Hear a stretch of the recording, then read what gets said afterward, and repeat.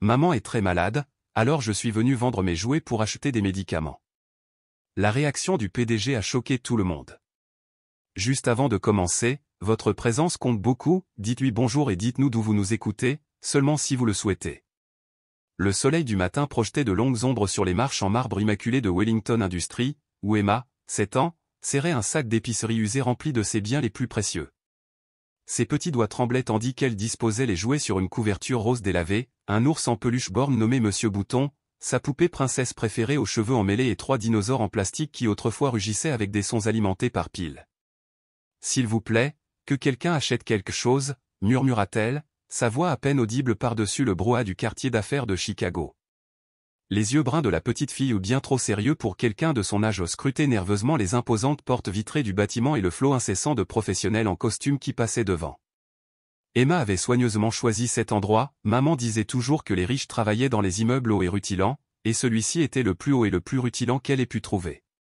Elle avait parcouru 12 pâtés de maisons depuis leur minuscule appartement, portant le lourd sac et la couverture, poussée par un désespoir qu'aucun enfant ne devrait jamais ressentir. « Ma maman est très malade », s'entraînait-elle à répéter, les mots coincés dans sa gorge. « Elle a besoin de médicaments, et j'ai les meilleurs jouets. S'il vous plaît. » À l'intérieur de l'imposant immeuble, Marcus Wellington se tenait à la fenêtre de son bureau d'angle, au 42e étage, ses yeux gris acier scrutant les rapports trimestriels tandis que son esprit se tournait vers la prochaine réunion du conseil d'administration. À 53 ans, il dirigeait l'un des plus grands empires de la construction du Midwest, chacune de ses décisions affectant des milliers d'employés et des millions de dollars de chiffre d'affaires. Le poids des responsabilités pesait sur ses larges épaules comme un costume coûteux au familier, nécessaire et parfois étouffant. Un mouvement, tout en bas, attira son attention. À travers les baies vitrées, il aperçut quelque chose d'inhabituel sur les marches, une petite silhouette vêtue d'une robe jaune délavée, assise seule au milieu de ce qui semblait être des jouets. Marcus fronça les sourcils et attrapa son téléphone fixe pour appeler la sécurité, mais quelque chose le fit s'arrêter. L'enfant, il voyait bien que c'était un enfant, en parlait avec sérieux à chaque passant, brandissant des objets avec une urgence palpable même du 42e étage. La plupart des gens passèrent sans s'arrêter, mais quelques-uns marquèrent une pause avant de secouer la tête et de passer leur chemin. Marcus posa son téléphone et attrapa sa veste. « Margaret, annule mon rendez-vous de 10 heures, lança-t-il à son assistante en se dirigeant vers l'ascenseur. « Je reviens tout de suite. » La descente lui parut interminable. Marcus se surprit à penser à sa propre fille, bien au chaud dans son école privée à l'autre bout de la ville, sa plus grande inquiétude étant de savoir quelles activités choisir pour son camp d'été. Le contraste ne lui échappa pas lorsque l'ascenseur tint doucement au rez-de-chaussée. Emma leva les yeux tandis que des chaussures noires cirées s'arrêtaient juste devant sa couverture. Son regard parcourut un pantalon anthracite coûteux, puis une chemise blanche impeccable et une cravate en soie, pour finalement se poser sur le visage d'un homme digne d'un film, sévère mais pas cruel, avec des tempes grisonnantes et des yeux qui semblaient tout voir. « Bonjour », dit Marcus d'une voix plus douce qu'Emma ne l'aurait cru de la part d'un homme aussi intimidant. « Je m'appelle Marcus. »« Comment t'appelles-tu » Emma, répondit-elle d'une voix à peine plus forte qu'un murmure. Puis, se souvenant de sa mission, elle redressa les épaules avec une détermination touchante. « Veux-tu acheter un jouet ? Ce sont de très bons jouets, et j'ai juste besoin d'argent pour les médicaments de ma mère. » Ces mots frappèrent Marcus comme un coup de poing.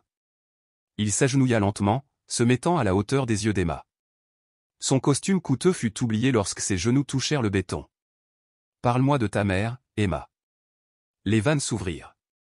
Les mots jaillirent de la bouche de la petite fille comme l'eau d'un barrage rompu, comment maman toussait depuis des semaines, comment elle ne pouvait plus nettoyer les grands bureaux parce qu'elle était trop fatiguée, comment les médicaments de la clinique gratuite ne fonctionnaient pas, et comment le médecin avait dit qu'ils avaient besoin d'autres médicaments plus chers que ceux qu'ils avaient.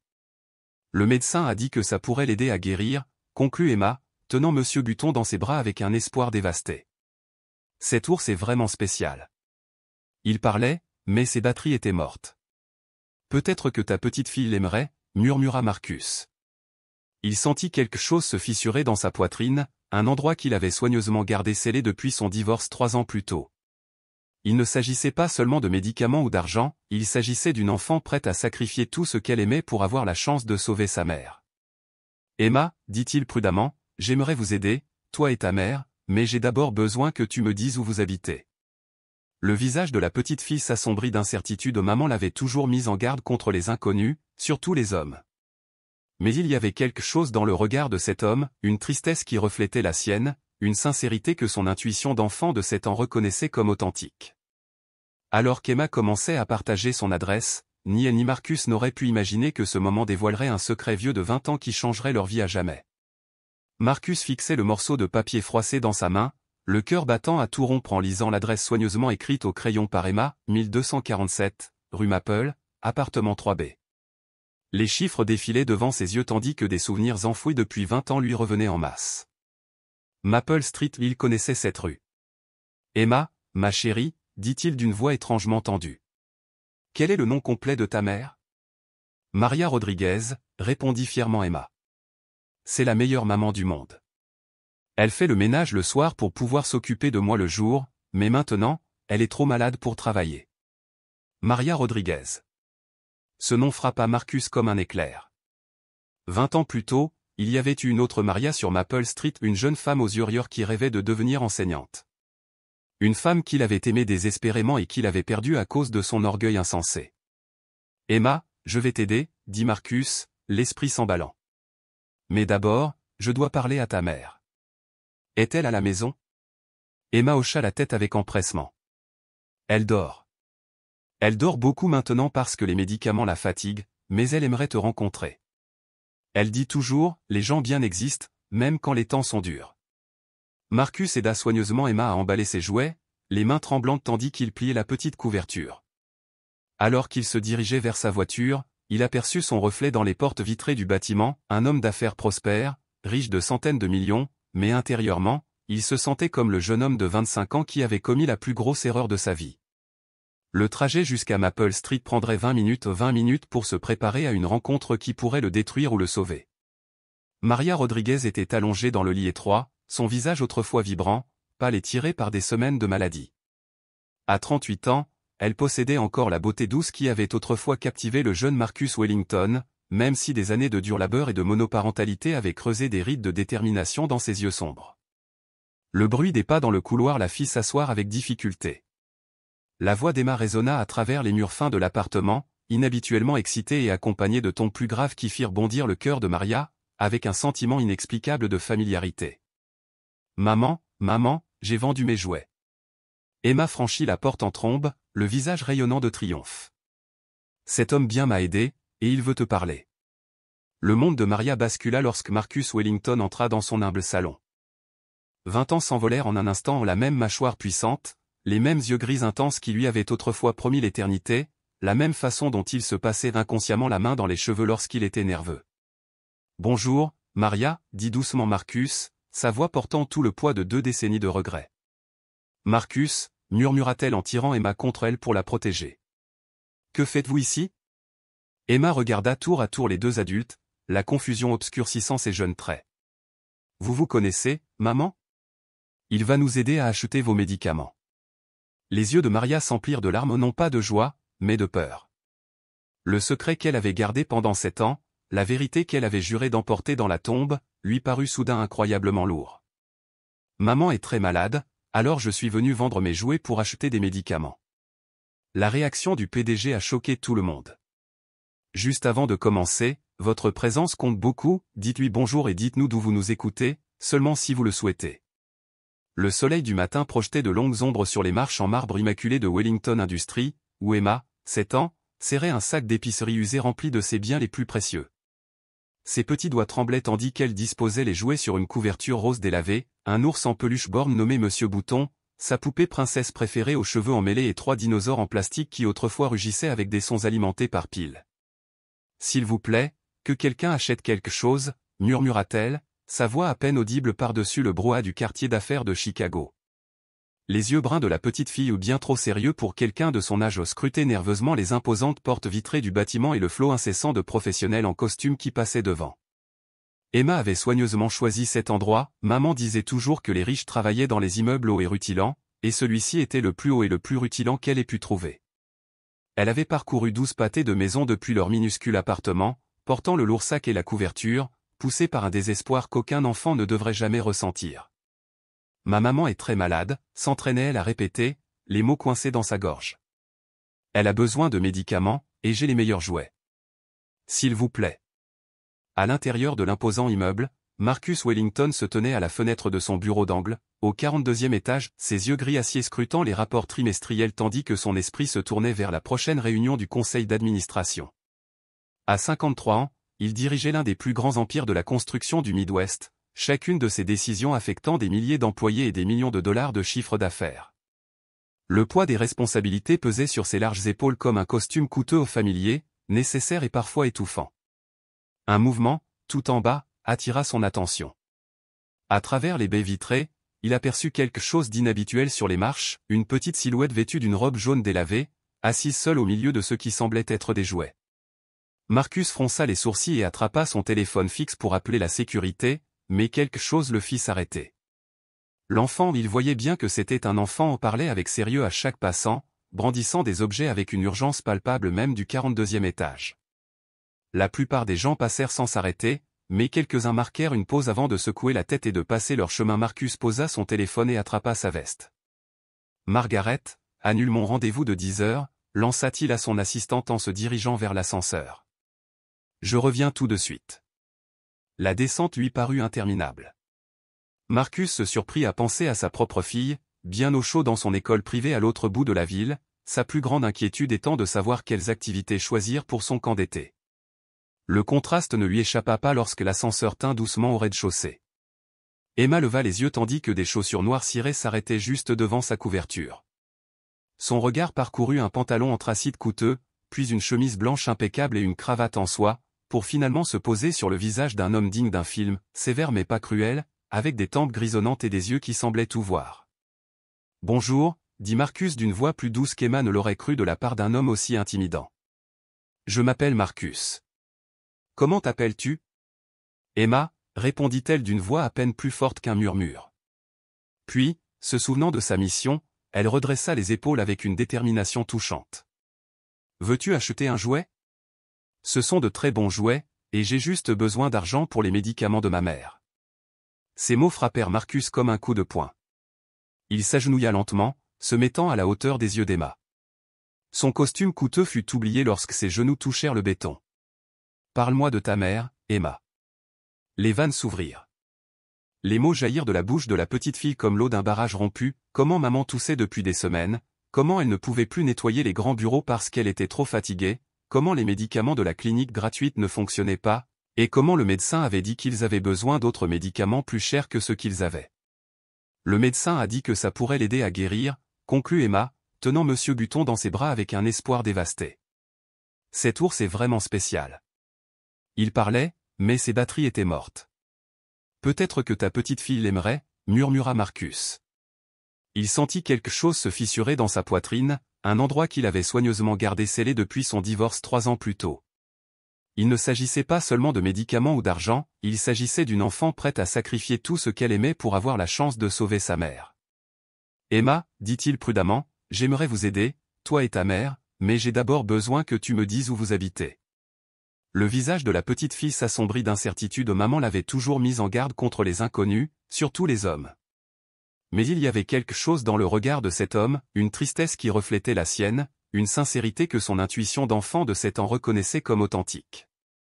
Alors qu'Emma commençait à partager son adresse, ni elle ni Marcus n'auraient pu imaginer que ce moment dévoilerait un secret vieux de 20 ans qui changerait leur vie à jamais. Marcus fixait le morceau de papier froissé dans sa main, le cœur battant à tout rompre en lisant l'adresse soigneusement écrite au crayon par Emma, 1247, rue Maple, appartement 3B. Les chiffres défilaient devant ses yeux tandis que des souvenirs enfouis depuis 20 ans lui revenaient en masse. Maple Street, il connaissait cette rue.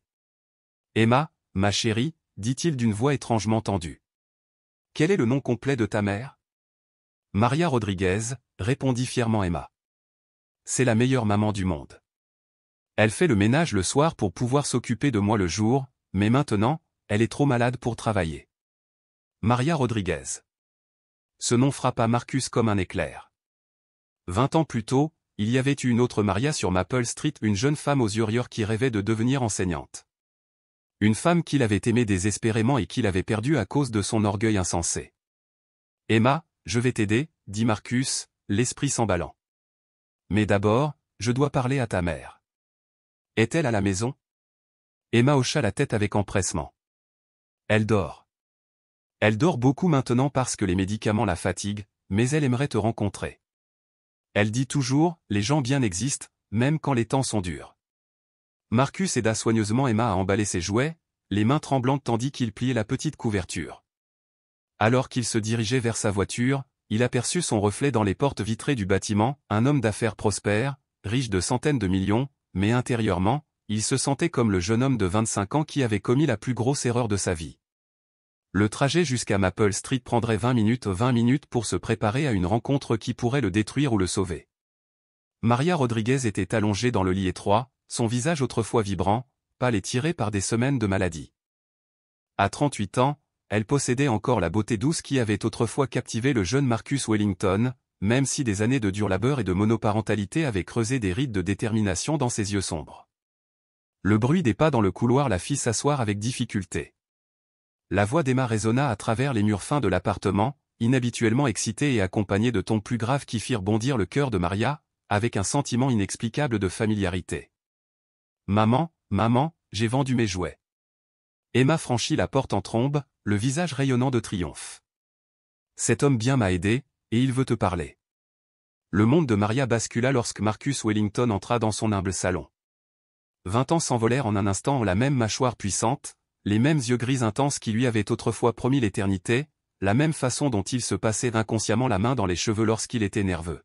« Bonjour, Maria, dit doucement Marcus, sa voix portant tout le poids de 2 décennies de regrets. « Marcus, murmura-t-elle en tirant Emma contre elle pour la protéger. « Que faites-vous ici ?» Emma regarda tour à tour les 2 adultes, la confusion obscurcissant ses jeunes traits. « Vous vous connaissez, maman ? Il va nous aider à acheter vos médicaments. » Les yeux de Maria s'emplirent de larmes non pas de joie, mais de peur. Le secret qu'elle avait gardé pendant 7 ans, la vérité qu'elle avait juré d'emporter dans la tombe, lui parut soudain incroyablement lourd. « Emma, dit doucement Maria, viens t'asseoir avec nous 1 minute. Nous voulons te parler de quelque chose d'important. » Emma s'installa entre elles, son petit visage grave. « Tu te sens moins bien, maman ? » Parce que le médecin a dit que le médicament était efficace. Maria tendit la main et lissa les cheveux d'Emma. « Le médicament fait effet, » assura-t-elle à sa fille d'une voix douce mais assurée. « Mais Emma, tu te souviens que tu m'as toujours demandé des nouvelles de ton papa. » À ces mots, les yeux d'Emma s'écarquillèrent, passant de sa mère à Marcus. « Marcus n'est pas seulement un ami qui nous aide, » continua Maria, la voix tremblante d'émotion. « C'est ton père. » Un silence s'abattit sur la pièce. Emma fixa Marcus, les yeux écarquillés et sensillés, comme si elle essayait de comprendre la vérité. Finalement, elle murmura, « Tu es mon papa. » Marcus s'agenouilla à sa hauteur, les larmes aux yeux. « Oui, Emma, je suis ton papa. Je sais que c'est déroutant et peut-être même un peu effrayant, mais te trouver a été la chose la plus merveilleuse qui me soit jamais arrivée. » La lèvre inférieure d'Emma trembla. « Mais où étais-tu ? Pourquoi n'es-tu pas venu plus tôt ?» Marcus prit une longue inspiration. « Je ne savais pas pour toi, ma chérie. Ta mère et moi nous connaissions il y a longtemps, avant ta naissance. Puis, il y a eu un accident, et on s'est perdu de vue. Je vous ai cherché tous les 2 toute ma vie, sans même le savoir. » Emma se tourna vers sa mère. « C'est pour ça que tu étais triste parfois ? Parce qu'il te manquait ? » Les larmes de Maria coulaient à flots. « Oui, mon bébé. Il m'a beaucoup manqué. Mais jamais à cause de toi. Tu as été la lumière de ma vie chaque jour. » Pendant un instant, Emma resta plantée là, son esprit de 7 ans cherchant à démêler quelque chose qui aurait pu intimider la plupart des adultes. Puis, avec l'acceptation pure et simple propre aux enfants, elle s'approcha de Marcus et grimpa sur ses genoux. « J'ai toujours voulu un papa, » dit-elle doucement. « Je suis si heureuse que ce soit toi. » Alors que Marcus tenait sa fille dans ses bras pour la première fois en tant que père reconnu, Maria l'observait avec une joie douce amère. Même si le plus dur restait à venir, annoncer à Emma le cancer et le peu de temps qui leur restait, pour l'instant, dans ce moment de calme, leur famille se sentait merveilleusement complète. Marcus avait dirigé des conseils d'administration, négocié des contrats à plusieurs millions de dollars et bâti un empire à partir de rien. Et pourtant, il était là, assis par terre dans la chambre douillette d'Emma, à tâtonner avec un petit élastique tout en essayant de lui tresser les cheveux pour l'école. « Aïe ! Papa, tu serres trop fort, gloussa Emma, lui envoyant une vague d'émotion. Désolé, ma chérie, murmura-t-il en relâchant sa prise. Avec ta mère, ça a l'air tellement facile. Mais tu vas mieux, observa Emma d'un ton neutre. Tu te souviens d'hier? Tu as fait les deux côtés. Depuis cet après-midi passé dans la cour de récréation 3 semaines plus tôt, Marcus s'était investi dans sa paternité avec la même intensité qu'il mettait à relever chaque défi du conseil d'administration. Il avait réorganisé son emploi du temps, délégué davantage de tâches à ses vice-présidents et réservé des matinées et des soirées exclusivement pour être avec Emma. Il recula pour admirer ses tresses légèrement de travers. Emma rayonna en voyant son reflet dans le miroir. « Parfait, déclara-t-elle, puis elle reprit ses esprits. « Papa, maman va bientôt aller mieux. » Elle a l'air plus fatiguée ces derniers temps. Le cœur de Marcus se serra. L'état de Maria déclinait plus vite que prévu, et la vérité tacite qu'elle était mourante les empêchait de parler. Il s'agenouilla près d'Emma. « Ta mère se bat très fort. Les médicaments l'aident, mais son corps a besoin de temps pour se rétablir. » Emma hocha la tête solennellement, puis s'illumina. On devrait peut-être lui préparer ses crêpes préférées pour le petit déjeuner. Elle sourit toujours quand on lui en fait. Alors qu'il se dirigeait vers la cuisine, Marcus s'émerveilla de sa résilience. En quelques semaines seulement, elle s'était adaptée à sa présence dans sa vie avec une ouverture d'esprit qui l'étonnait. Elle l'appelait « papa », naturellement, l'incluait dans ses prières du soir et avait même dessiné leur famille sous un arc-en-ciel. Pourtant, Marcus savait qu'il ignorait encore tant de choses sur la manière de guider le cœur d'une enfant de 7 ans. Il avait manqué ses premiers mots, ses premiers pas, son premier jour d'école. Avec Charlotte, sa relation avait été mise à rude épreuve par les visites de son ex-partenaire. C'était l'occasion pour lui de bien faire les choses. « Papa » demanda Emma depuis le comptoir, « à quoi penses-tu » Il la souleva pour qu'elle puisse verser la farine dans le bol. « À quoi penses-tu quand tu es heureuse » Elle marqua une pause, s'agitant pensivement. « Je pense à toi, maman et moi, on est une famille, dit-elle simplement. Et quelle chance j'ai que tu nous aies trouvés. » Ces paroles innocentes lui brisèrent le cœur. Leur temps passé en famille se comptait en semaines, et non en années, et il savait qu'il allait bientôt avoir l'une des conversations les plus difficiles de sa vie. Ce soir-là, après qu'Emma fut mise au lit, Marcus arpenta son appartement en attique, répétant comment annoncer à sa fille Charlotte, disant qu'elle avait une nouvelle sœur. Lorsque l'appel vidéo fut lancé, Rebecca apparut d'abord, parfaitement habillée dans un tailleur impeccable, puis Charlotte apparut brusquement, les cheveux noirs attachés en une queue de cheval soignée. « Salut, papa » dit Charlotte d'un ton enjoué, même si une distance prudente persistait dans sa voix. « Bonjour, ma chérie » répondit Marcus avec son plus chaleureux sourire.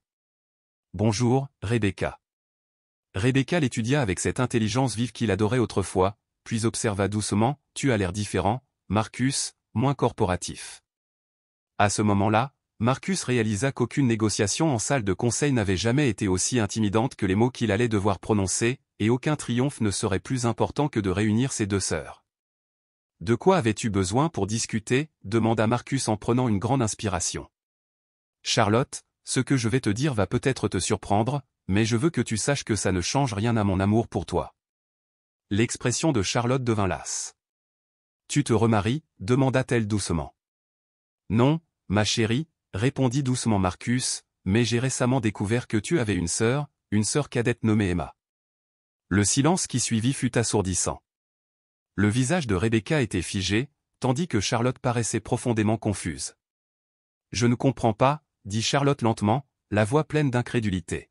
« Comment puis-je avoir une sœur » Marcus commença à raconter l'histoire ou une version soigneusement éditée, adaptée à un enfant de 10 ans. Il parla de Maria, de l'accident et de son ignorance de l'existence d'Emma jusqu'à très récemment. Il observa attentivement le visage de Charlotte, voyant la confusion se transformer en douleur, puis en quelque chose qui aurait pu être de l'excitation. « Elle a 7 ans » demanda Charlotte d'une voix à peine plus forte qu'un murmure. « Oui » confirma Marcus, « et elle vit ici à Chicago depuis tout ce temps. » Les yeux de Charlotte s'écarquillèrent. « Et elle est merveilleuse » demanda-t-elle avec espoir. « Oui, Charlotte. Elle est intelligente, courageuse, drôle, et elle a demandé à te rencontrer. » Rebecca prit enfin la parole, d'une voix posée mais sérieuse. « Marcus, c'est une véritable révélation, une fille secrète. Comment savons-nous que c'est bien de toi ?» « Rebecca, dit fermement Marcus, je sais. Mais l'attention de Charlotte était ailleurs, focalisée sur une question douloureuse. Est-ce à cause d'elle que tu annules nos appels ces derniers temps? Parce que tu es trop occupé avec ta nouvelle fille. La douleur dans la voix de Charlotte blessa profondément Marcus. Il réalisa que, dans son enthousiasme pour Emma, il avait négligé Charlotte, confirmant ainsi ses craintes d'être remplacé. Charlotte, non, dit Marcus d'un ton pressant. Tu es ma fille, et rien ne changera jamais ça. Emma ne te remplace pas. Elle est un ajout à notre famille, pas une remplaçante. Mais elle te voit tous les jours, murmura Charlotte, les larmes aux yeux. Elle prend le petit déjeuner avec toi, fait ses devoirs avec toi et fait tout ce que j'aimerais faire. Marcus sentit son cœur se briser. En essayant de rattraper le temps perdu avec Emma, il avait blessé Charlotte par inadvertance. Ma chérie, je veux que tu viennes me voir. Je veux que tu rencontres Emma et que nous trouvions ensemble comment fonder une famille. Rebecca intervint sèchement, et la mère d'Emma? Quelle place occupe-t-elle dans ce tableau? Marcus hésita. Il n'avait pas prévu de partager le diagnostic de Maria, mais l'honnêteté était de mise. Maria est très malade. Elle est en train de mourir. Le poids de ces mots pesait lourd dans l'espace numérique qui les séparait. La colère de Charlotte s'adoucit, se transformant en quelque chose de plus complexe et de plus tendre. La maman d'Emma est en train de mourir, murmura Charlotte, c'est tellement triste. C'est triste, acquiesça doucement Marcus. C'est pourquoi il est si important pour Emma d'avoir une famille autour d'elle, une vraie famille. L'expression de Rebecca changea également. Malgré leur divorce difficile, elle n'était pas sans cœur. Combien de temps lui reste-t-il? Les médecins disent quelques mois, tout au plus. Charlotte resta silencieuse pendant un long moment, absorbant des informations qui auraient mis au défi même la plupart des adultes. Finalement, elle leva les yeux vers la caméra avec une détermination farouche qui rappela fortement à Marcus lui-même. « Je veux la rencontrer, » dit Charlotte d'un ton ferme. « Emma, je veux rencontrer ma sœur. » Charlotte, commença Rebecca, mais Charlotte l'interrompit. « Maman, elle va perdre sa maman. Elle a besoin d'une famille. Et j'ai toujours voulu une sœur. » La fierté monta dans la poitrine de Marcus. Malgré sa douleur, le premier réflexe de Charlotte fut de la compassion pour sa sœur qu'elle n'avait jamais rencontrée. « On organisera une visite, » dit Rebecca doucement. « Bientôt. » Après avoir terminé l'appel, Marcus s'est assis seul dans son penthouse vide, réfléchissant à la façon dont sa vie avait radicalement changé en quelques semaines seulement. Bientôt, ses deux filles seraient réunies pour la première fois. Il espérait seulement qu'Emma aurait encore sa mère pour le voir. L'arrivée de Charlotte à Chicago fut orchestrée avec une précision militaire. Rebecca insista pour l'accompagner et Marcus réserva une suite aux Four Seasons. Incertaine de la durée de la visite ou de la réussite des présentations, Emma était folle d'excitation pendant des jours. Ce matin-là, elle changea de tenue 3 fois et demanda à Marcus à plusieurs reprises si elle pensait que Charlotte l'apprécierait. « Et si elle me trouve trop petite ?» s'inquiétait Emma tandis qu'elles attendaient dans le hall de l'hôtel. « Et si elle ne veut pas être ma sœur ?» Emma, dit Marcus en s'agenouillant à sa hauteur, Charlotte va t'aimer parce que tu es adorable. Sois juste toi-même. Lorsque les portes de l'ascenseur s'ouvrirent et que Charlotte sortit, flanquée de Rebecca et d'une montagne de bagages de marque, Emma rebondit littéralement sur ses orteils. Charlotte s'arrêta net, fixant la petite fille qui était indéniablement sa demi-sœur. La ressemblance familiale était frappante. Les deux filles avaient les cheveux noirs et le menton fort de Marcus, bien que les yeux d'Emma étaient du brun chaud de Maria, tandis que ceux de Charlotte étaient du vert de Rebecca. Mais il y avait quelque chose de plus profond, une façon commune d'incliner la tête lorsqu'ils étaient curieux, une même obstination dans leurs épaules. « Salut, » dit Emma timidement, soudain prise de nervosité. « Je m'appelle Emma. »« Je suis Charlotte, » répondit la fille aînée, tout aussi incertaine. Les adultes regardaient avec tension les deux sœurs s'évaluer. Alors Emma, avec le cœur intrépide qui l'avait poussée à vendre des jouets sur les marches des entreprises, s'avança et serra Charlotte fort dans ses bras. « Je suis si heureuse que tu sois là, » murmura Emma dans l'épaule de Charlotte. « Je n'ai jamais eu de sœur avant. » Charlotte resta figée un instant, puis serra lentement Emma dans ses bras. « Moi non plus. » Rebecca se présenta à Maria avec une politesse froide, mais Marcus remarqua comment son expression s'adoucit lorsqu'elle vit à quel point Maria était devenue fragile. Quels que soient les sentiments de Rebecca à propos de la situation, elle n'était pas assez cruelle pour ajouter à la souffrance d'une femme mourante. Emma était tellement excitée de rencontrer Charlotte, dit Maria chaleureusement. Elle planifie des activités depuis des semaines. Je peux te montrer ma chambre, demanda Emma à Charlotte avec empressement. Elle est petite, mais j'ai de très bons livres, et papa m'a acheté du nouveau matériel d'art. Alors que les filles disparaissaient dans la chambre d'Emma, leur voix devenant déjà animée, les adultes s'installèrent dans le petit salon. Elle est adorable, dit doucement Rebecca à Maria. Emma, elle est absolument adorable. Merci, répondit Maria. Charlotte a l'air formidable aussi.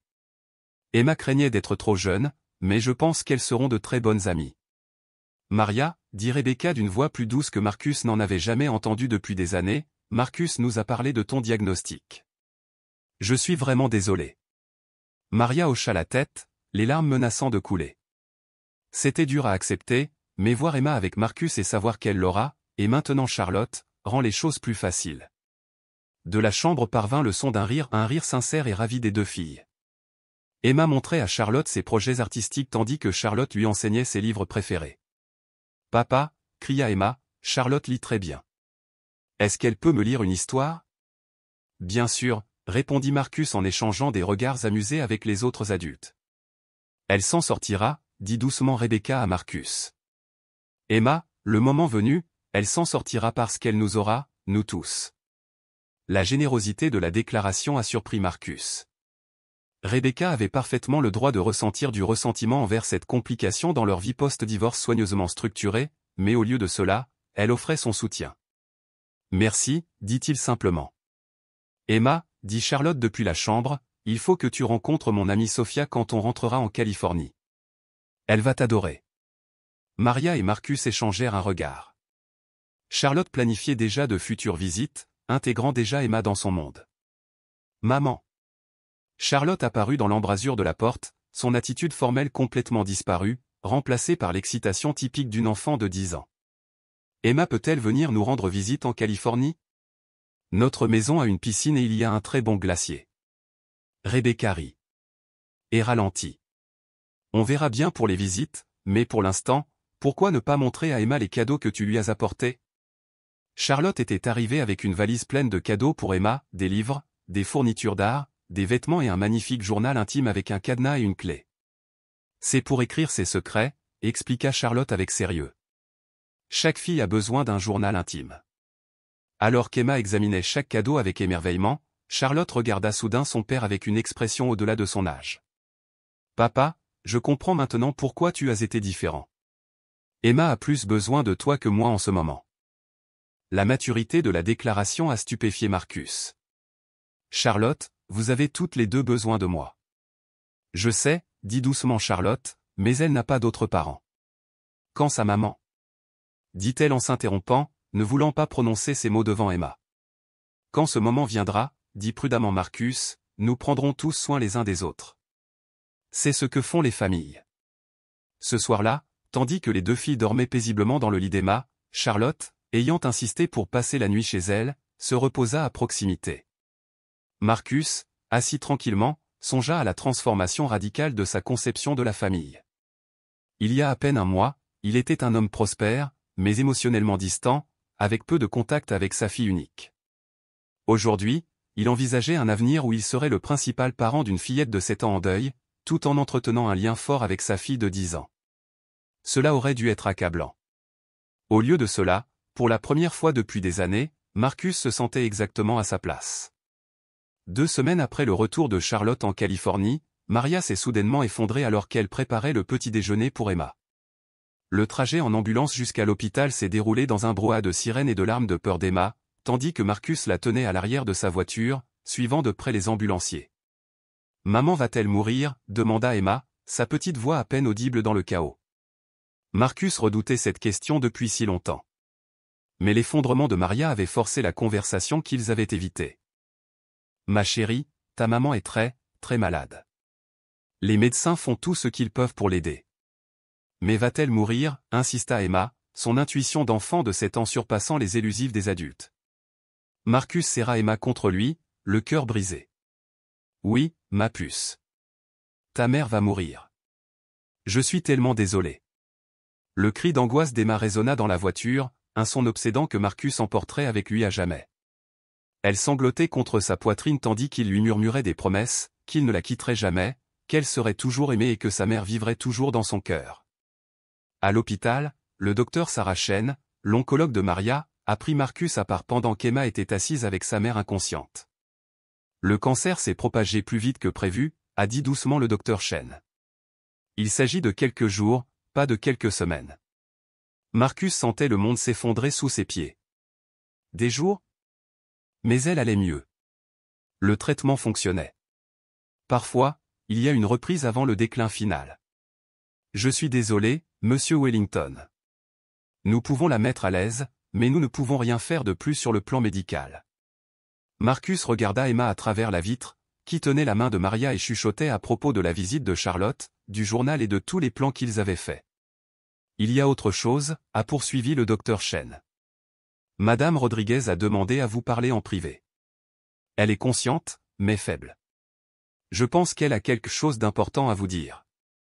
Marcus entra discrètement dans la pièce. Emma leva les yeux rouges.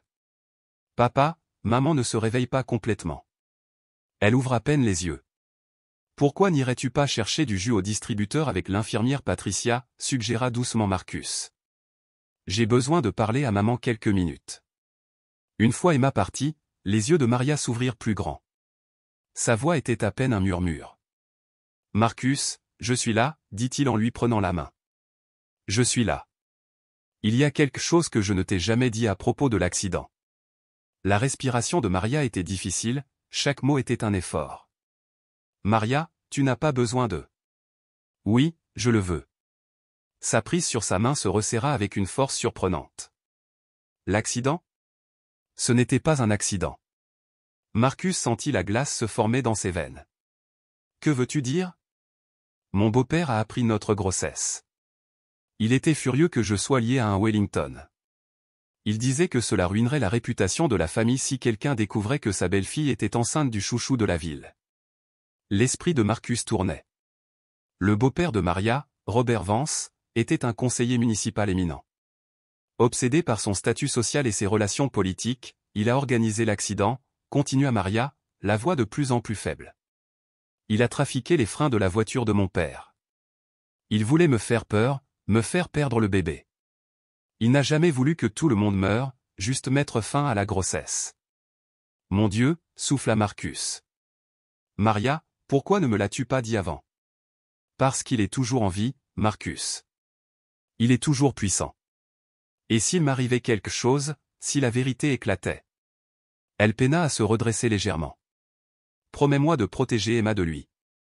Promets-moi de ne pas le laisser s'approcher d'elle. La révélation frappa Marcus comme un coup physique. Robert Vance, qui en était à son 4e mandat de maire, avait assassiné la famille de Maria et volé 20 ans à chacun d'eux.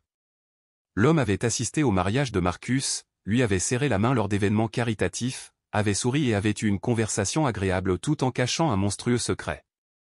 Je te le promets, dit Marcus d'un ton féroce. Je te le jure, Maria. Je la protégerai. Il y a des preuves, murmura Maria. Dans mon coffret à bijoux, il y a une clé de coffre-fort, des documents bancaires, des enregistrements. Je rassemble des preuves depuis des années, en attendant le bon moment. Des preuves de quoi? Tout. L'accident, la dissimulation, les pots de vin qu'il a versés pour faire taire les gens. J'allais le dénoncer quand Emma aurait 18 ans, quand elle serait assez grande pour accepter la vérité. Les yeux de Maria se fermèrent à nouveau, l'épuisement la gagna. Mais maintenant, c'est à toi de jouer. Quand le moment sera venu, quand Emma sera en sécurité, fais-le payer pour ce qu'il nous a pris. Tandis que Maria retombait dans l'inconscience, Marcus resta assis, stupéfait, silencieux. L'homme responsable de la destruction de leur vie était libre, vivant dans le luxe, exerçant son pouvoir sur la ville même où Emma vivait désormais. Pour la première fois depuis qu'il avait découvert Emma sur les marches de son immeuble, Marcus ressentit quelque chose au-delà de l'amour et de la détermination. Il ressentit de la rage.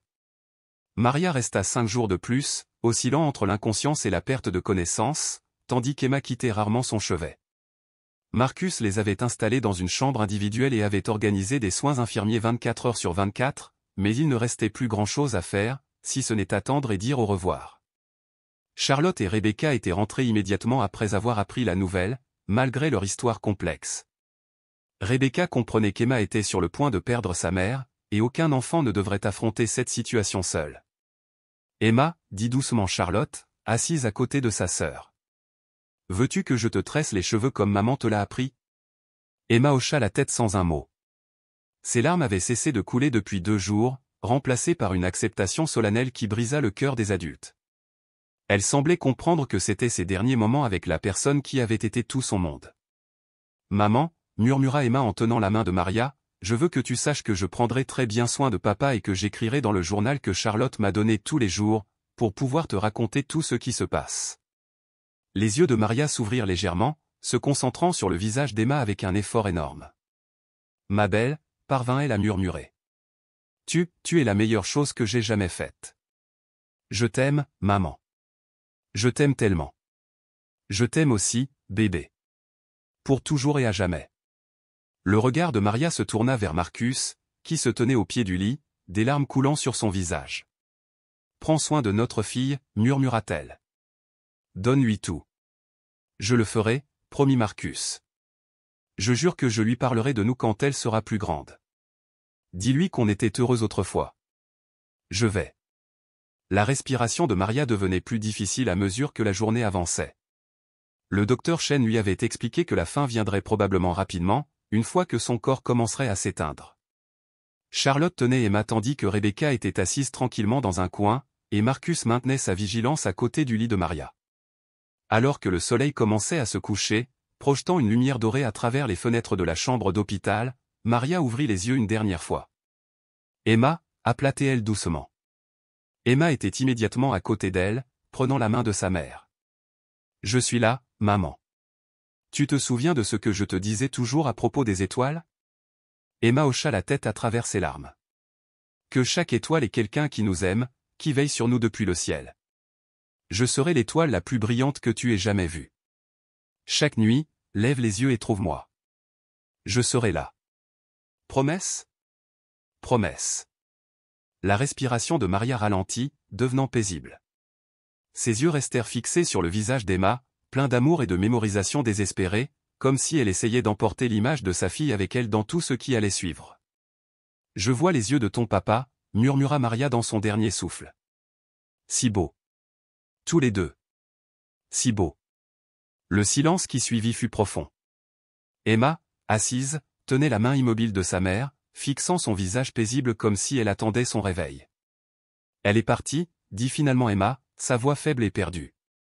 Ma mère est partie. Marcus prit Emma dans ses bras. Et cette fois, quand elle pleurait, c'était avec le chagrin brut et dévastateur d'un enfant qui comprenait soudain ce que signifiait, pour toujours. Charlotte pleurait aussi, pour sa sœur. Elle commençait seulement à comprendre, tandis qu'Emma allait désormais devoir vivre sans sa mère. Tandis que le personnel de l'hôpital s'occupait discrètement des préparatifs, Marcus serrait ses 2 filles contre lui, faisant un vœu silencieux à Maria. Il promit d'offrir à Emma tout ce qu'elle méritait, amour, sécurité, famille et, le moment venu, justice pour l'homme qui leur avait volé leur chance de bonheur 20 ans auparavant. Mais ce soir-là, tout ce qu'il pouvait faire, c'était serrer ses filles fort contre lui et les aider à traverser leur première nuit dans un monde sans Maria Rodriguez. L'étoile la plus brillante du ciel d'Emma s'était éteinte, mais elle n'aurait pas à affronter l'obscurité seule. 6 mois plus tard, le soleil matinal entrait par les fenêtres de l'appartement en attique de Marcus, transformé pour accueillir sa famille élargie. Les œuvres d'Emma couvraient un mur entier du salon. Les diplômes de Charlotte et les projets scolaires d'Emma se partageaient la place sur le réfrigérateur. L'atmosphère terne et corporative qui caractérisait autrefois la maison de Marcus avait laissé place au beau chaos de la vie de famille. Emma était assise devant l'îlot central de la cuisine, écrivant soigneusement dans le journal que Charlotte lui avait donné, la langue tirée, concentrée, à chaque lettre qu'elle formait. Âgée de 8 ans, elle avait grandi et gagné en force, mais des ombres de chagrin persistaient dans ses yeux sombres. « Chère maman », écrivit-elle avec soin. « Aujourd'hui, c'est le jour où papa dit qu'on va faire payer le méchant pour ce qu'il t'a fait. J'ai peur. Mais papa dit qu'être courageux, c'est faire ce qui est juste, même quand on a peur. Charlotte est là pour nous aider à être courageux aussi. » Marcus regardait sa fille écrire, le cœur à la fois brisé et gonflé de fierté. Les 6 derniers mois avaient été les plus difficiles de sa vie, aider Emma à surmonter son deuil tout en enquêtant sur les affirmations de Maria concernant le maire Robert Vance. Les preuves que Maria avait cachées se sont avérées être un véritable trésor de documentation couvrant 20 ans, des enregistrements téléphoniques, des relevés bancaires montrant des transactions suspectées, plus accablant encore, une confession sur son lit de mort du mécanicien qui avait été payé pour trafiquer la voiture de la famille Rodriguez. Maria a été méthodique dans sa quête de justice, même si le cancer consumait son corps. « Papa », dit Emma en levant les yeux de son journal. « Es-tu sûr que nous avons suffisamment de preuves pour que le juge nous croie ?» Marcus s'agenouilla près de sa fille, frappé une fois de plus par son incroyable maturité. Elle comprenait bien plus leur situation que la plupart des enfants de 8 ans. Mais la vie avait forcé Emma à grandir plus vite qu'un enfant ne le devrait. « Nous avons plus de preuves que nécessaire, ma chérie. Ta mère était très intelligente et très prudente. Elle a fait en sorte que nous puissions montrer la vérité à tout le monde. » La sonnette retentit et Charlotte se précipita pour ouvrir. Rebecca entra, suivie d'une femme que Marcus avait appris à respecter profondément au fil des mois, la procureure Sandra Mitchell, une procureure pragmatique qui avait pris personnellement le cas de Maria lorsque Marcus lui avait apporté les preuves. « Tu es prêt ?» demanda doucement Sandra à Marcus, tandis que les filles jouaient à proximité. Les avocats de Vance vont mener une bataille déloyale. Ils tenteront de discréditer le témoignage de Maria, prétendant qu'il a été fabriqué par une femme amère et avide de vengeance. « Qu'ils essaient », dit Marcus fermement. « Nous avons les aveux signés du mécanicien, les relevés bancaires attestant des paiements effectués sur les comptes personnels de Vance, et les images de surveillance du garage où la falsification a eu lieu. Maria a passé 20 ans à constituer un dossier solide. Et Emma ? Tu es sûr de vouloir qu'elle témoigne ? » Marcus regarda sa fille, qui montrait à Charlotte quelque chose dans son journal. « Elle le veut. Elle dit que sa mère voudrait que les gens sachent la vérité. » Emma avait insisté pour témoigner malgré le traumatisme que cela pouvait engendrer. Elle voulait raconter au monde le courage de sa mère, les 20 années qu'elles avaient perdues, la famille qui leur avait été volée. Charlotte s'approcha d'eux, son expression sérieuse au-delà de ses 10 ans.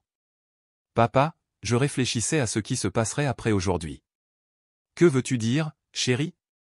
Après l'incarcération du méchant, qu'adviendra-t-il de notre famille ? Emma et moi pourrons-nous rester sœurs même si sa mère n'est plus là ? » Rebecca répondit avant que Marcus ne puisse parler.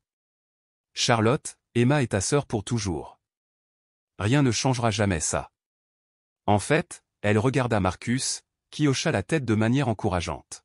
« Ton père et moi avons discuté, et nous pensons que ce serait bien pour vous deux si Emma passait une partie de ses étés en Californie avec nous. » Le visage de Charlotte s'illumina d'une joie pure. « Vraiment, Emma ? Tu as entendu ? Tu peux venir nager dans notre piscine et rencontrer tous mes amis, et on pourra dormir chez nous tous les soirs. » Emma sourit le premier sourire sincère que Marcus avait vu d'elle depuis des semaines. « J'aimerais beaucoup ça. » 3 heures plus tard, ils étaient assis dans l'imposant palais de justice où se jouerait le sort de Robert Vance. Le maire était assis à la table des accusés, ses cheveux argentés parfaitement coiffés, son costume coûteux impeccable, mais le visage crispé par le stress de voir son monde soigneusement construit s'écrouler autour de lui. Pendant 20 ans, Vance avait cru son secret bien gardé. Maria Rodriguez était censée être morte dans cet accident de voiture, emportant avec elle son enfant à naître et toute preuve de sa liaison. Il avait brouillé les pistes, soudoyé les rares personnes qui connaissaient la vérité et bâti une carrière politique sur le meurtre d'innocents. Mais Maria avait survécu, s'était souvenue et avait passé 2 décennies à construire méthodiquement le dossier qui le détruirait. Marcus tenait la main d'Emma tandis qu'elle s'apprêtait à témoigner. Elle portait une simple robe bleue que Charlotte lui avait choisie, et ses cheveux étaient tressés comme Maria le faisait. Malgré son jeune âge, Emma se tenait avec une dignité qui impressionnait tout le monde dans la salle d'audience.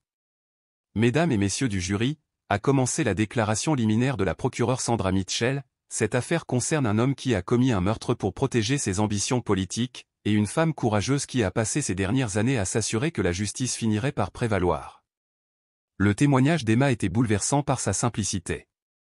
Elle évoquait la force de sa mère, les récits que Maria lui avait racontés sur l'accident, et la découverte des preuves cachées après la mort de Maria. « Ma mère disait que les mauvaises personnes font parfois des choses terribles, mais que les bonnes personnes ne cessent jamais de se battre pour ce qui est juste, » dit Emma d'une voix claire, sa petite voix résonnant dans le silence de la salle d'audience. Elle ajouta que dire la vérité est toujours la bonne chose à faire, même quand elle fait peur.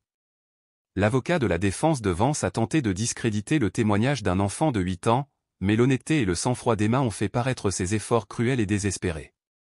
L'expert en mécanique a témoigné au sujet des freins trafiqués. L'inspecteur de la banque a expliqué les transactions financières suspectes. D'anciens employés municipaux ont raconté les menaces et les pots de vin de Vance, leur silence finalement rompu par le courage de Maria. Mais la preuve la plus accablante est venue d'une source inattendue.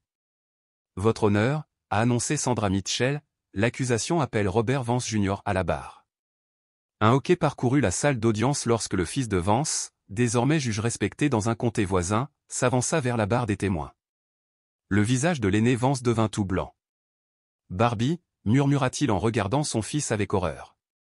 Le juge Robert Vance Jr. avait vécu avec le secret de son père pendant 20 ans. Il avait vu l'homme qu'il idolâtrait autrefois bâtir sa carrière sur les tombes d'innocents. Lorsque Marcus s'était approché de lui avec les preuves de Maria, le jeune Vance avait finalement trouvé le courage de parler. Mon père est rentré à la maison le soir de l'accident de Rodriguez, couvert de graisse et agissant bizarrement, a-t-il témoigné d'une voix assurée malgré les larmes aux yeux. Lorsque la nouvelle de l'accident a éclaté le lendemain matin, il a dit une chose que je n'ai jamais oubliée, parfois, il faut éliminer les problèmes avant qu'ils ne vous éliminent. Et tu as compris ce qu'il voulait dire par là? Pas à l'époque. Je n'avais que 16 ans. Mais en grandissant, surtout quand j'ai appris la grossesse de Maria Rodriguez, les choses ont commencé à se mettre en place.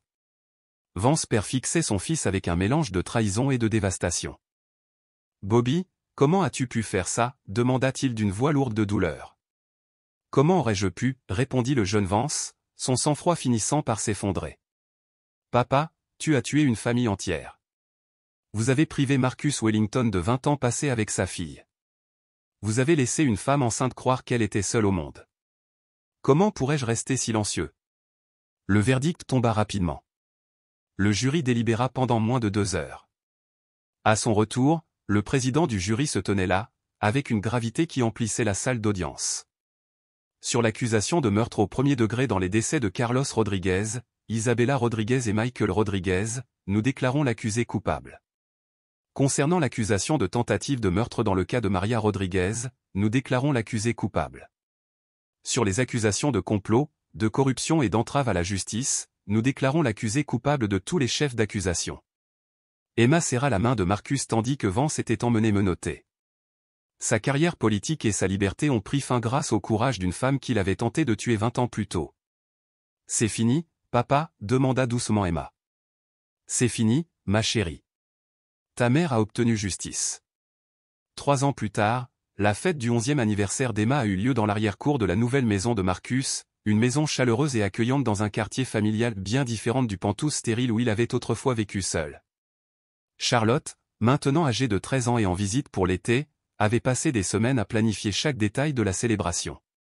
Emma, viens faire un vœu, appela Charlotte, debout à côté d'un gâteau d'anniversaire élaboré décoré d'étoiles, une tradition qu'elles avaient commencé en l'honneur de la promesse de Maria de veiller sur Emma depuis le ciel.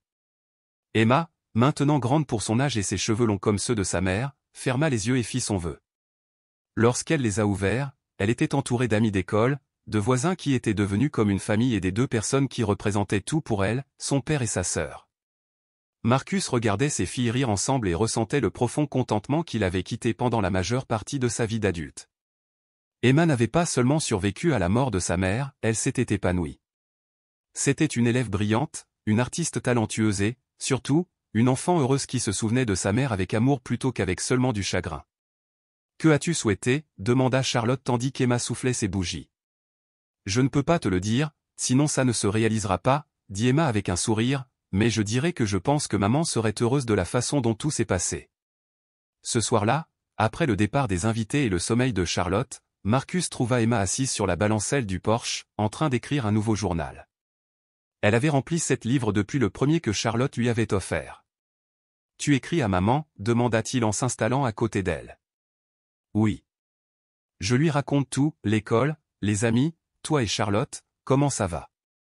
Emma leva les yeux vers le ciel étoilé. « Il m'arrive encore de lui parler. » « C'est idiot ? » ?»« Pas du tout. Je crois qu'elle écoute. »« Papa, puis-je te demander quelque chose ? » ?»« Rien. Est-ce que maman et toi étiez vraiment heureux avant que tout cela n'arrive ? » Marcus sourit en pensant à la jeune femme aux yeux pétillants qui lui avait conquis le cœur 20 ans plus tôt. Nous étions très heureux, Emma. Ta mère était la personne la plus merveilleuse que j'ai jamais rencontrée. Elle était gentille, intelligente et drôle, et elle avait un rire magnifique. Je me souviens de son rire, dit doucement Emma. Parfois, j'en rêve. Elle t'aimait plus que tout au monde, mon cœur. Tout ce qu'elle a fait, et surtout rassembler ses preuves contre Vance, elle l'a fait pour te protéger et s'assurer que tu sois en sécurité. Emma hocha la tête, puis surprit Marcus avec sa question suivante. Penses-tu que tu te marieras à nouveau un jour? Marcus fréquentait le docteur Sarah Chen, l'ancienne oncologue de Maria, depuis 1 an. Sarah comprenait le deuil et la guérison d'une manière qui avait aidé Marcus et Emma à surmonter leur perte. Leur relation progressait lentement, prudemment, les besoins émotionnels d'Emma étant toujours au cœur de leurs préoccupations. Ça te dérangerait si je le faisais? Demanda prudemment Marcus. Je ne pense pas, dit Emma pensivement. Le docteur Sarah est vraiment gentille et elle connaissait maman. Elle dit que maman voudrait notre bonheur. Elle a raison. De plus, Charlotte dit que chaque famille a besoin d'une figure maternelle, et le docteur Sarah m'apprend des choses scientifiques que maman ignorait. Marcus rit de l'approche pragmatique de sa fille dans sa vie amoureuse. Est-ce votre approbation officielle? C'est mon approbation officielle, confirma Emma avec un sourire. 6 mois plus tard, Marcus et Sarah se sont mariés lors d'une petite cérémonie dans l'arrière-cour de leur maison, entourés d'amis proches et de leur famille. Emma était la demoiselle d'honneur de Sarah, tandis que Charlotte était la témoin de Marcus, un rôle qu'elle prenait très au sérieux. Pendant la cérémonie, Emma a lu un poème qu'elle avait écrit sur les familles, semblable à des constellations, différentes étoiles se réunissant pour créer quelque chose de beau dans l'obscurité. Il n'y avait pas un œil sec dans l'assemblée. « Maman, » murmura Emma en regardant le ciel de l'après-midi, « j'espère que tu aimes notre nouvelle famille. » Docteur Sarah, continua Emma, je veux dire, Sarah dit qu'elle n'essaie pas de vous remplacer, juste d'ajouter à l'amour que nous avons déjà. Après la cérémonie, alors que les invités célébraient et que les filles dansaient avec leurs amis, Marcus a trouvé un moment de calme avec sa nouvelle épouse. Des regrets? Demanda Sarah en ajustant sa cravate avec l'intimité qu'ils avaient développée. Une seule, dit Marcus en la serrant contre lui. Je regrette que Maria n'ait pas pu être là pour voir ça. Elle t'aurait adoré. Elle est là, dit simplement Sarah. Dans le sourire d'Emma, dans l'instinct protecteur de Charlotte, dans l'homme que tu es devenu. L'amour de Maria est présent dans chaque recoin de cette famille. 5 ans plus tard, Emma fête ses 16 ans. Le 16e anniversaire d'Emma tombait un samedi et la maison était pleine d'adolescents qui célébraient avec de la musique, des rires et suffisamment de nourriture pour nourrir une petite armée. Charlotte, maintenant en 2e année d'université et étudiante en journalisme, était rentrée à la maison spécialement pour la fête. Emma était devenue une belle jeune femme qui combinait la chaleur de Maria et la détermination de Marcus. Elle était présidente du conseil des élèves de son lycée, capitaine du club d'art et avait déjà été admise dans plusieurs universités prestigieuses avec des bourses complètes. Mais au-delà de ses accomplissements, Emma était devenue une personne dotée d'une profonde empathie et d'une intégrité inébranlable, des qualités qui auraient rendu Maria incroyablement fière. Emma, dit Marcus en la prenant à part pendant la fête, j'ai quelque chose de spécial pour toi. Oh, répondit Emma. Il lui a remis une enveloppe contenant 2 objets, l'acte de propriété d'un centre communautaire qui venait d'être achevé au nom de Maria, et les clés du coffre-fort de Maria, qui contenaient non seulement des preuves contre Vance, mais aussi des lettres que Maria avait écrites à Emma pour chacun de ses anniversaires jusqu'à l'âge de 18 ans. Le centre communautaire, demanda Emma, les larmes aux yeux en lisant les plans de la plaque commémorative. C'est à toi de te présenter comme tu penses que ta mère le voudrait. Le conseil d'administration a déjà approuvé ta candidature pour un poste à tes 18 ans. Et ces lettres, continua Marcus, ta mère les a écrites alors qu'elle était malade, préparant des anniversaires pour lesquels elle savait qu'elle ne serait pas là. Elle m'a fait promettre de te les donner quand tu serais assez grand pour les comprendre pleinement. Emma serrait les lettres contre sa poitrine, bouleversée par la prévoyance et l'amour de sa mère. Même morte, Maria prenait soin de sa fille. Ce n'est pas tout, dit Marcus. Robert Vance est mort en prison la semaine dernière. De cause naturelle. L'homme qui a tant pris à notre famille est enfin parti. Emma resta silencieuse pendant un long moment, digérant cette nouvelle. Je ne suis pas contente, dit-elle finalement. Je me sens apaisée, comme si un chapitre était enfin clos. C'est exactement ce que je ressens. Papa, puis-je te demander une chose qui me trotte dans la tête depuis toujours? Que serait-il arrivé si je n'étais pas allé vendre mes jouets ce jour-là? Si je n'avais pas eu le courage de m'asseoir sur ces marches? Marcus réfléchit sérieusement à la question. Je pense que nous aurions fini par nous retrouver. Un amour aussi fort ne reste pas caché éternellement, mais je suis reconnaissante que nous nous soyons trouvés à ce moment-là, car chaque jour passé avec toi a été un cadeau. Les lettres. Ce soir-là, après le départ des invités, Emma était assise dans sa chambre et lisait les lettres de Maria. Chacune d'elles était datée d'un anniversaire précis, remplie de conseils, d'encouragements et de cette sagesse maternelle qui transcende la mort. La lettre pour son 16e anniversaire contenait un passage qui a fait pleurer Emma. Ma belle Emma, si tu lis ceci, c'est que tu es devenue la jeune femme extraordinaire que j'ai toujours su que tu deviendrais. J'espère que tu sais combien je suis fier, non seulement de tes accomplissements, mais aussi de ta gentillesse, de ta force et de ta capacité à aimer profondément malgré la perte.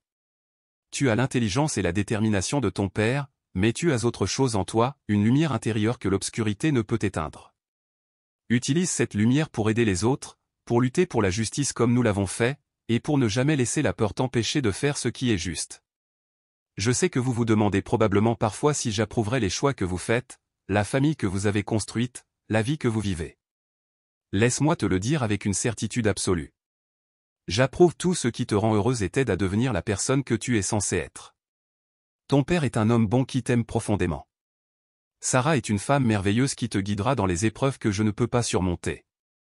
Charlotte est la sœur que j'ai toujours rêvé que tu es.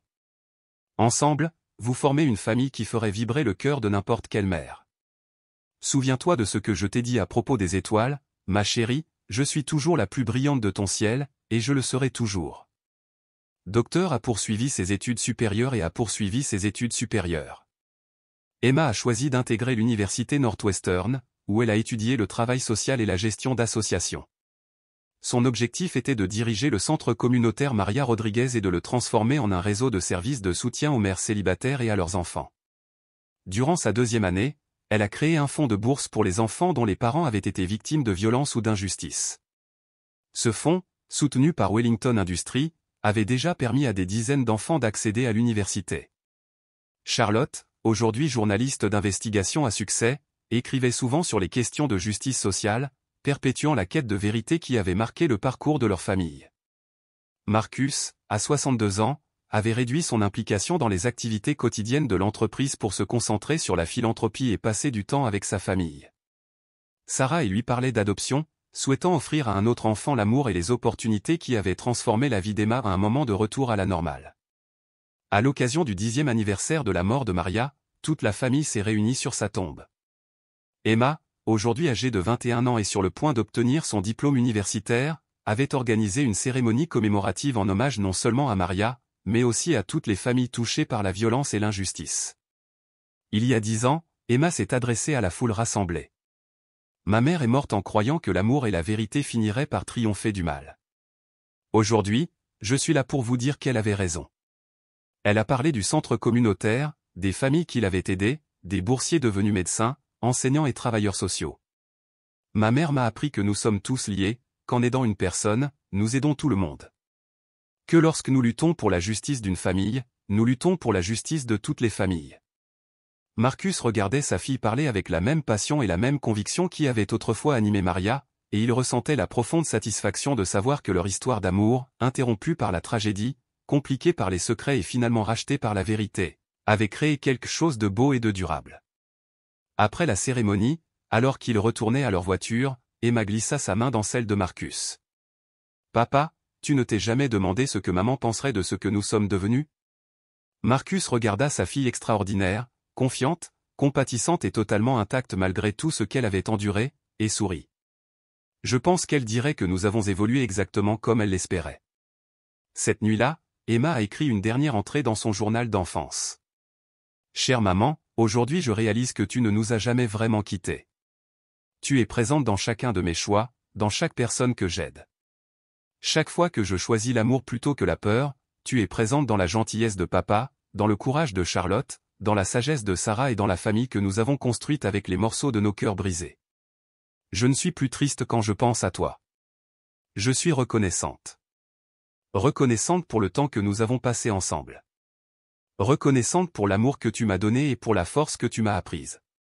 Tu as tenu ta promesse d'être l'étoile la plus brillante de mon ciel, mais maintenant je comprends que la vraie lumière vient de la transmission de ton amour et de son partage avec tous ceux que je rencontre. Je t'aime toujours et à jamais. Ta fille reconnaissante, Emma. Épilogue 20 ans plus tard, Emma Wellington Chen, ayant pris les noms de son père et de sa belle-mère en épousant David, le neveu de Sarah, se tenait dans le centre communautaire Maria Rodriguez d'origine, aujourd'hui transformé en un complexe de bâtiments accueillant des centaines de familles chaque année. À 31 ans, elle était directrice générale d'une organisation nationale à but non lucratif, auteur publié et mère de jumeaux de 3 ans, Marcus, prénommé en l'honneur de son grand-père, et Maria, prénommée en l'honneur de la grand-mère qui continuait d'inspirer leur famille. Marcus, aujourd'hui septuagénaire mais toujours dynamique, passait ses journées à lire aux enfants du centre et à leur apprendre que l'amour pouvait surmonter tous les obstacles. Charlotte, journaliste lauréate du prix Pulitzer, vivait à proximité avec sa famille et lui rendait visite chaque semaine, entretenant le lien fraternel qui les avait soutenus dans toutes les épreuves. Sarah poursuivait sa pratique médicale, spécialisée en oncologie et en accompagnement du deuil, aidant d'autres familles à surmonter le type de perte que les Wellington avaient vécu. Le petit appartement où Emma avait vécu avec Maria avait été transformé en jardin du souvenir où les familles pouvaient se recueillir pour se souvenir de leurs proches disparus et trouver l'espoir dans la beauté qui pouvait naître du chagrin. Au mur du bureau d'Emma était accrochée une photo de ce premier jour où elle s'était assise sur les marches de Wellington Industries avec son sac de jouets, désespérée de sauver sa mère. À côté se trouvait une photo de son mariage, entourée de tous ceux qui étaient devenus sa famille. Au-dessus des deux photos, montée à une place d'honneur, se trouvait la dernière lettre que Maria avait écrite, adressée non pas à Emma, mais à Marcus. Mon cher Marcus, si tu lis ceci, c'est que notre fille a grandi et que notre histoire est bouclée. Merci de l'aimer comme je savais que tu l'aimerais. Merci de lui avoir donné la famille qu'elle méritait. Merci de lui avoir prouvé que l'amour peut tout surmonter. Observez les étoiles avec elle de temps en temps et rappelez-vous que nous trois, toi, moi et Emma étions censés former une famille. Il nous a juste fallu un peu plus de temps que la plupart des gens pour nous retrouver. Tout mon amour pour toujours et à jamais, Maria. Alors qu'Emma bordait ses enfants ce soir-là, la petite Maria lui posa sa question préférée, « Maman, raconte-nous encore une fois l'histoire de l'arrière-grand-mère Maria et de la façon dont elle veillait sur tout le monde depuis les étoiles. » Emma sourit, regardant par la fenêtre le vaste ciel au-dessus d'elle, et commença l'histoire qui était devenue le plus précieux héritage de leur famille, une histoire d'amour qui transcendait la mort, de justice qui ne cédait jamais, et de cette belle vérité que parfois, les moments les plus sombres nous mènent à la lumière la plus éclatante. La fin.